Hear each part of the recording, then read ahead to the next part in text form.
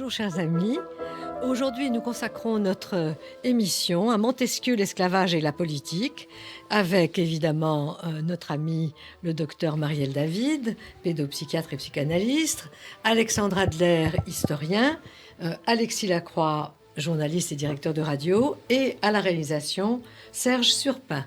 Et nous commençons évidemment par au fond, cette question de l'actualité de la lutte contre l'esclavage, qui est une actualité au XXIe siècle. C'était déjà l'actualité de Montesquieu au XVIIIe siècle. Alors, tous, n'est-ce pas, nous avons été mis en présence de nombreuses manifestations, d'écrits, au fond, de combats de toutes formes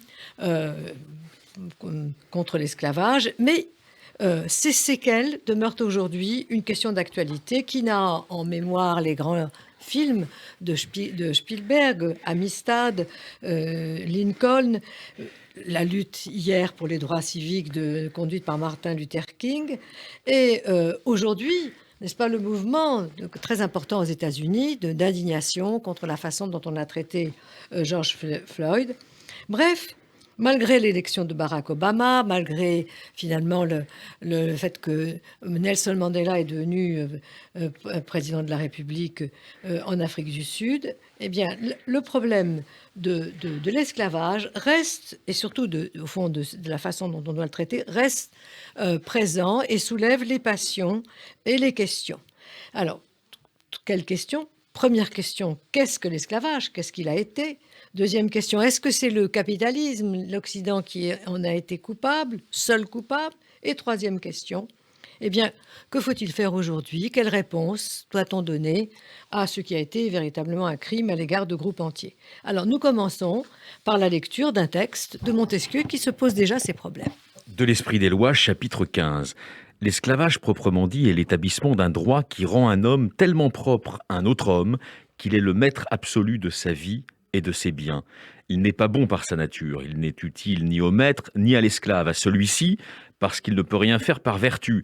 À celui-là, parce qu'il contracte avec ses esclaves toutes sortes de mauvaises habitudes, s'accoutume insensiblement à manquer à toutes les vertus morales, qu'il devient fier, prompt, dur, colère, voluptueux, cruel. Dans les pays despotiques, où l'on est déjà sous l'esclavage politique, l'esclavage civil est plus tolérable qu'ailleurs. Chacun y doit être assez content d'avoir sa subsistance et la vie. Ainsi, la condition de l'esclave n'y est guère plus à charge que la condition du sujet. Dans la démocratie, où tout le monde est égal, et dans l'aristocratie, où les lois doivent faire leurs efforts pour que tout le monde soit aussi égal que la nature du gouvernement peut le permettre, des esclaves sont contre l'esprit de la Constitution. Ils ne servent qu'à donner aux citoyens une puissance et un luxe qu'ils ne doivent point avoir. Dans tout gouvernement despotique, on a une grande facilité à se vendre. L'esclavage politique y anéantit, en quelque sorte, la liberté civile. On retrouve là, n'est-ce pas, évidemment dans le langage du XVIIIe siècle, mais le caractère extraordinairement incisif, n'est-ce pas, de Montesquieu. Montesquieu, bon, c'est une des stars, n'est-ce pas, des Lumières françaises qui ont rayonné sur toute l'Europe, de 1689 1755. Il est le grand auteur des Lettres persanes et de l'Esprit des lois que tout le monde connaît. Il a été également un magistrat à Bordeaux, président à Mortier, et aussi le chouchou, d'une certaine façon, des fameux salons du XVIIIe siècle. Bien. Mais que nous dit ici Montesquieu ? Au fond, de quoi répondre d'abord à la question que nous nous posons. Qu'est-ce que l'esclavage ? Montesquieu nous dit trois choses tout à fait fondamentales. Que l'esclavage, c'est un rapport de domination et de propriété de la vie et des biens d'un homme. C'est-à-dire que c'est un humain qui est considéré comme une chose, n'est-ce pas ? Un bien. Deuxièmement, que c'est mal pour l'esclave, bien sûr, parce que, dit Montesquieu, on lui ôte toute mérite, toute vertu, puisqu'il n'a plus de liberté, mais, et donc il ne peut faire aucun choix moral personnel, mais c'est un mal aussi pour le maître, qui oublie toute morale, et dit Montesquieu, les mots sont très forts, il devient fier, prompt, coléreux, voluptueux, cruel. Voilà tous ces mots qu'entraîne l'esclavage. Troisième point, et là c'est peut-être la chose la plus intéressante pour nous aujourd'hui, qu'il est lié à une politique, la politique despotique, ce que Montesquieu appelait le régime despotique, c'est-à-dire l'antithèse, selon lui, de la République, qui connaît des gouvernements modérés, parce que évidemment, il est contraire au principe d'égalité de la démocratie, il est contraire au principe de gouvernement des lois qui existe même dans les aristocraties, et d'ailleurs, il est contraire aussi, dit Montesquieu, à la monarchie. Autrement dit, pour lui, c'est seulement dans un gouvernement despotique, n'est-ce pas, que l'esclavage se développe, parce que on confond le rapport politique qui doit toujours être fondé sur l'égalité et la loi avec un rapport de propriété qui est établi sur la force et la violence. Et d'ailleurs, Montesquieu va très loin. Il incrimine essentiellement, il faut bien le dire, le despotisme oriental. Il dit que la servitude dans la société conduit à l'esclavage des femmes. C'était un thème des lettres personnes. Mais à ce point, évidemment, très bien, dira-t-on, mais Montesquieu a répondu à notre première question. Mais alors, comment expliquer ce qui s'est passé en Europe, que Montesquieu absout en quelque sorte, n'est-ce pas, d'avoir des comportements dommageables à l'égard de l'esclavage? Comment expliquer le Code noir sous Louis XIV? Comment expliquer encore plus tard Bonaparte, n'est-ce pas, a rétabli aux Antilles l'esclavage que la Révolution En française 1802, avait aboli? Bref, et surtout, n'est-ce pas, que la traite négrière, comme le disent les historiens, se soit développée sur une très vaste échelle. Et donc, et d'ailleurs, les premiers à avoir aboli l'esclavage, ce sont les Anglais. Alors, ma première question, évidemment, je vais vous la poser, Alexandre, comme d'habitude. C'est à la fois une question historique, mais une question, au fond, logique pour lever ces contradictions qui nous assaillent à l'intérieur de l'Europe et à l'extérieur. Comment vous nous expliqueriez, Alexandre, que, alors qu'en Europe, n'est-ce pas, tout le monde le sait depuis la Bible, dans ce monde judéo-chrétien qui a régné en Europe, où on dit souviens-toi que tu as été esclave en Égypte, mais jusque en passant par exemple la France, où depuis Louis le Hutin, eh bien l'esclavage est interdit sur le sol national. En passant par la Renaissance, n'est-ce pas, lorsqu'il y a eu cette fameuse querelle de Valladolid, dont se sont emparés les écrivains comme Jean-Claude Carrière et Bartholomé de Las Casas, Vitoria, se sont au fond insurgés contre l'esclavage des Indiens, soutenu d'ailleurs pendant un temps par Charles Quint, et bien entendu tout le mouvement de la pensée politique européenne, avec l'école du droit de la nature et des gens, qui aboutit, n'est-ce pas, à Rousseau, à dénoncer l'esclavage en passant par l'établissement d'un droit fondamental, le droit à la sûreté, qu'on retrouvera dans nos grandes déclarations. Et ajoutons, toujours contre l'esclavage, que la guerre de sécession engagée par des pasteurs protestants en Amérique, eh bien, qui a fait des centaines de milliers de morts, a abouti quand même à l'abolition de l'esclavage. Mais voilà. Comment vous expliquez cette contradiction avec l'existence quand même de la traite négrière, pardonnez-moi, et j'ajouterais que, puisque Montesquieu incrimine les pays orientaux, il est vrai que l'esclavage s'y est poursuivi, et en Afrique du Nord, que l'esclavage y a été prolongé, qu'il n'y a pas, au fond, eu une insurrection intellectuelle contre l'idée de l'esclavage comme on l'observe en Europe, mais qu'ils ont été les principales victimes. Est-ce que vous pouvez, au fond, essayer de nous éclairer un peu, Alexandre? Mais voilà, je crois que le plus intéressant dans cette question, et bien entendu qui est passionnante, c'est justement que finalement, on a un effet d'abord d'éblouissement. Comment l'esclavage tonner contre, comme aurait dit Flaubert.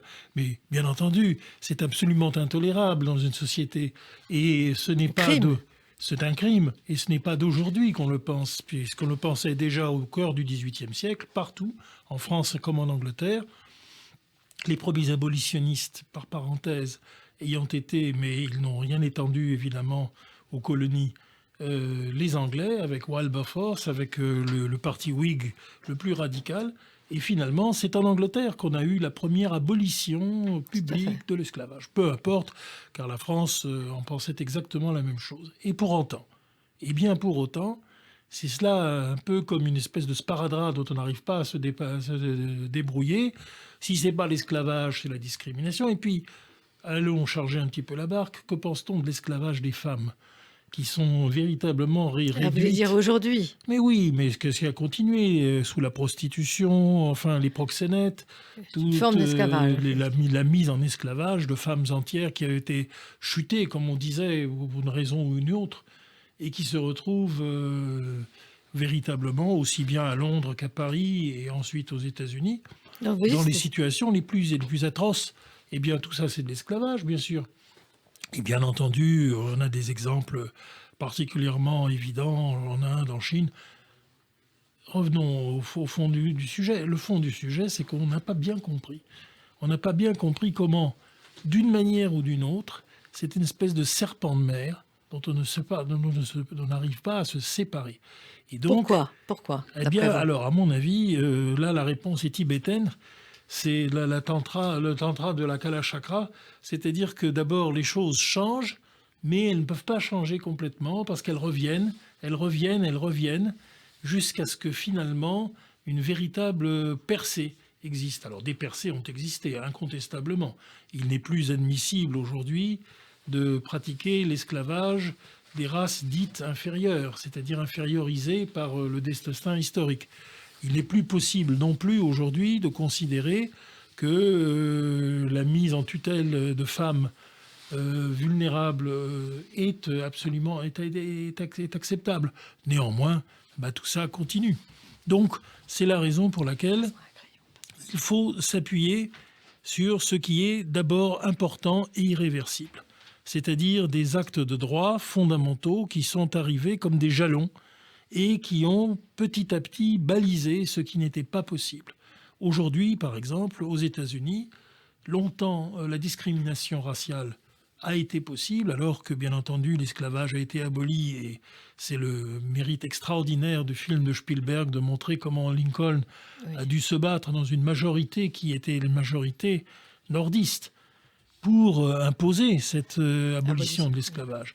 Mais après, eh bien, on a continué la discrimination raciale, et aujourd'hui, parce que là aussi, le serpent de mer bouge, les vrais éléments de discrimination et de racisme ne sont plus dans le Sud, qui est complètement réconcilié aujourd'hui avec la paix raciale, c'est dans le Nord industriel, où les paumés de l'effondrement de l'industrie automobile, c'est-à-dire ce Rust Belt qui va de Detroit jusqu'à Minneapolis, eh bien c'est là effectivement qu'on a eu des actes de racisme épouvantables. Mais Alexandre, vous ne faites aucun rapport avec ce dont parle Montesquieu lorsqu'il met en cause, si vous voulez, le politique, c'est-à-dire le régime politique, puisque lui estime que dans toute société de type despotique, c'est-à-dire qui est fondée au fond sur l'idée de la force, du rapport de force, sur l'idée qu'on peut s'approprier, n'est-ce pas, les humains, d'une part,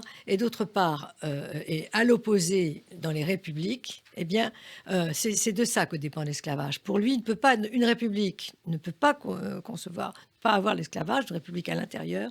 Et mais dans les sociétés despotiques, et une république, on l'a vu, peut être despotique à l'extérieur, mais que c'est lié à ça. Qu'est-ce que vous dites de ça? Je pense que Montesquieu avait parfaitement fait le diagnostic. Et par ailleurs, c'est aussi, il faut le dire, dans la littérature française, l'un des auteurs qui a jeté un regard le plus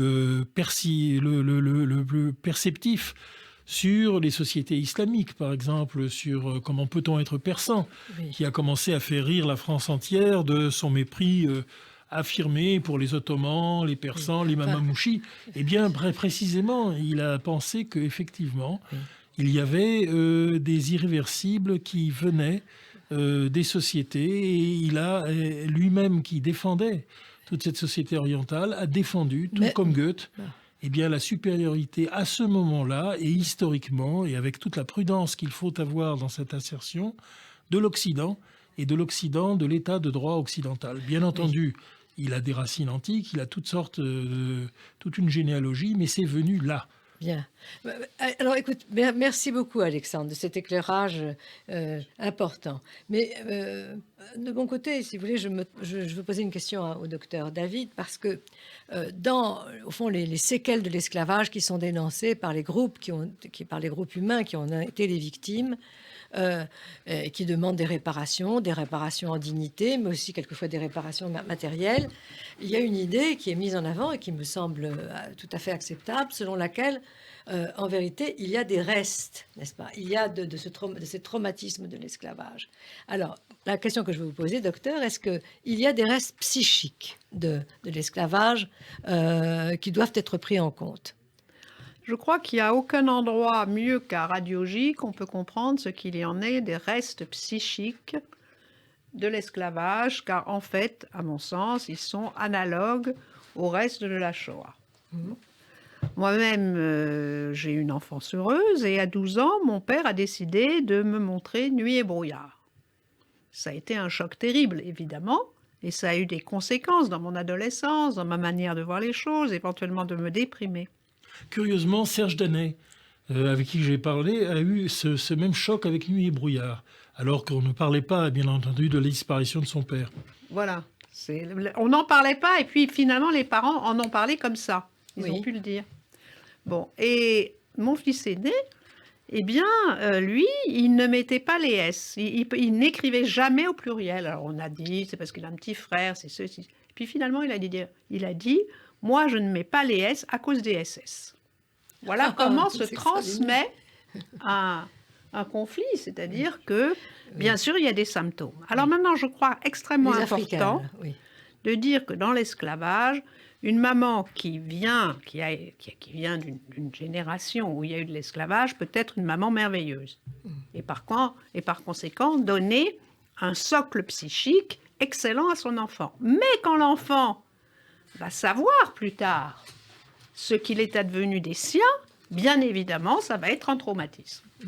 Voilà. Et ce traumatisme est à la limite entre l'individuel et ce qu'il en est de l'effet du collectif sur la psyché.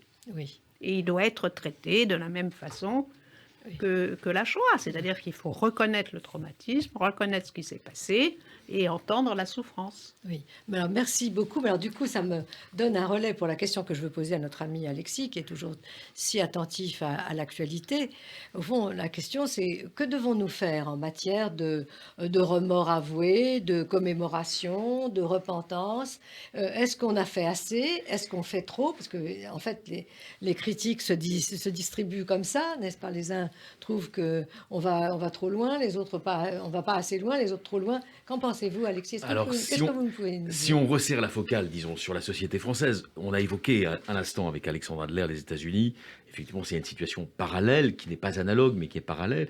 En revanche, en France, qu'est-ce qu'on a, au fond? On a les rétroactions d'un débat qui est pendant, au fond, depuis les décolonisations, qui est celui des mémoires coloniales, qui inclut naturellement la mémoire de l'esclavage, puisque l'esclavage, en France, il s'est déroulé dans le cadre de la conquête coloniale. Et donc, qu'est-ce qu'on peut dire, au fond, qu'il y a deux écueils aujourd'hui qui existent dans la société française. Il y a ceux qui ne veulent pas entendre parler, par principe, de ces traumatismes de l'esclavage et des descendants d'esclavage.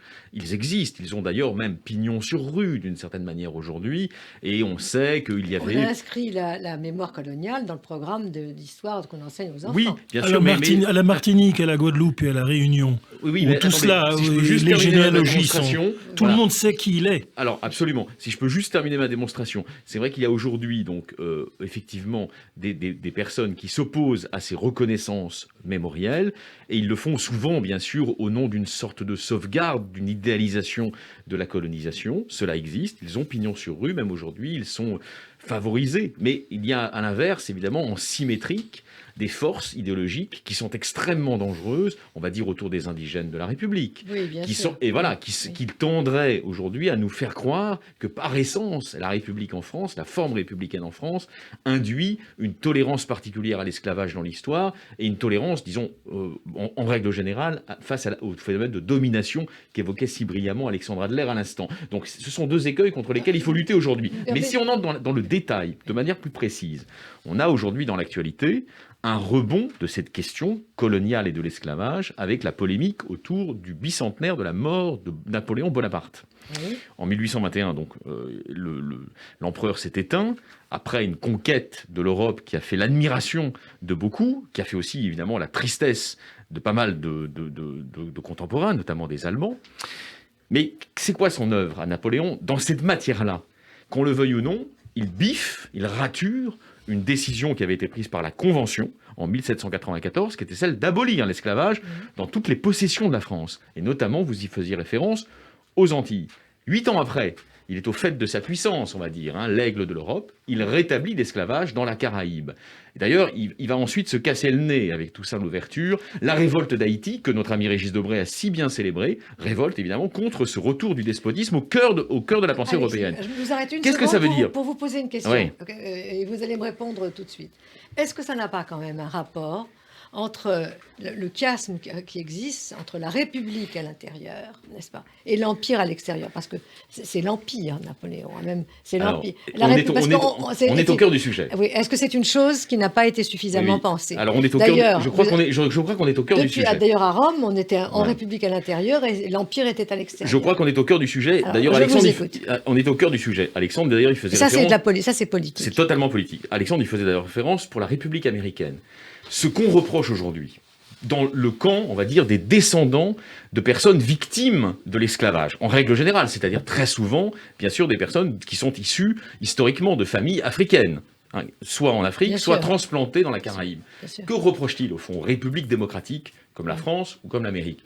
C'est de ne pas avoir été abroad, à la hauteur des principes universels de respect, bien sûr, des droits humains, et notamment de l'inviolabilité du corps de l'autre homme, de ne pas avoir été abroad à la hauteur des principes proclamés. C'est le discours de Martin Luther King. C'est le discours, exactement, cher Alexandre, de Martin Luther King. Et nous avons donc en France aujourd'hui, évidemment, historiquement, le rebond, au fond, de cette demande de reconnaissance mémorielle.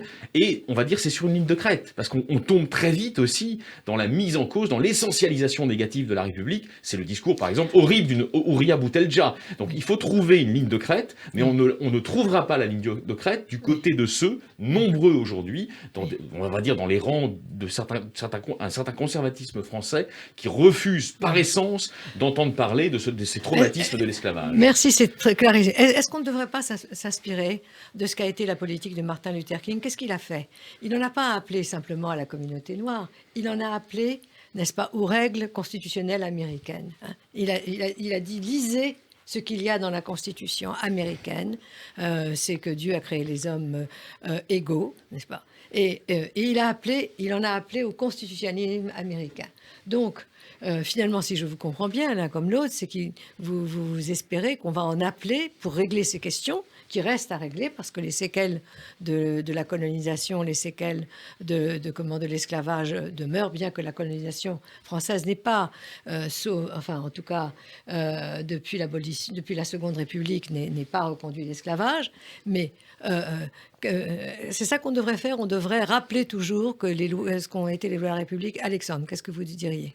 Je pense surtout qu'il faudrait que les anciennes victimes, je pense particulièrement à la communauté antillaise, dont je me sens très proche pour toutes sortes de raisons, se fassent porteuses justement d'une intériorisation des valeurs républicaines et non pas du rejet de l'hypocrisie dont ils ont été les victimes. Et là, je pense qu'effectivement, c'est dans les élites de la Guadeloupe et de la Martinique, et aussi d'admirables intellectuels que nous avons connus venus de Saint-Domingue, c'est-à-dire d'Haïti, mais qui sont aujourd'hui de nouveau réconciliés avec la France bien au-delà de tout ce qu'on imagine.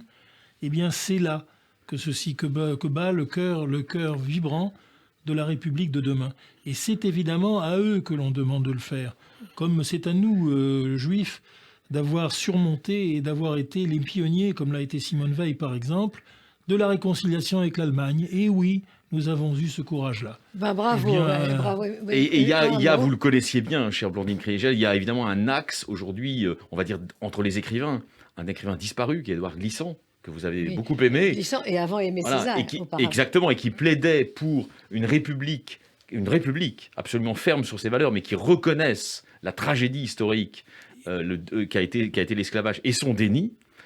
Et aujourd'hui, des écrivains issus effectivement de ce chaudron haïtien qui est plus que jamais tourné vers la France, notamment Lionel Trouillot, des gens comme ça. Et d'un mot, voilà. notre vieil ami Bérard Sénatus, qui était un absolu génie, qui pouvait citer des pages de Platon page par page, avec une mémoire prodigieuse, qui évidemment est mort trop tôt, mais qui ensuite, dans sa période, la petite période qu'il a passée à la Guadeloupe, a trouvé justement cet apaisement de la France que justement le peuple haïtien tout entier attend. Eh bien, dédions cette émission à tous ses amis et à notre ami Jacky Dahomey, à Bérard Sénatus et à Jacky Dahomey, car il faut s'appuyer sur eux pour régler ces problèmes au fond très douloureux.